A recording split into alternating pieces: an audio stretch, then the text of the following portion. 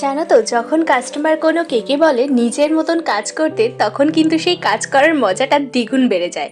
হ্যাঁ, এই কাস্টমারটা আমাকে কখনোই বলে না দিদি তুমি এরকম এরকম করো, আমাকে জাস্ট ফ্রি মাইন্ডে কাজ করতে দেয়।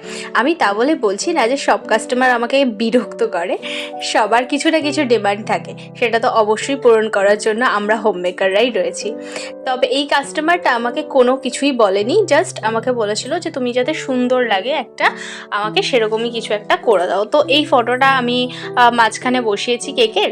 একটা সুন্দর প্রিটি গার্ল বসে আছে একটা কেকের মাঝখানে, আর পাশে পাশে কিছু প্রজাপতি দিয়ে কেকটা পুরো ভরিয়ে দিয়েছি। আর মাঝখানে এই বার্থডে ট্যাগটা বসিয়েছি।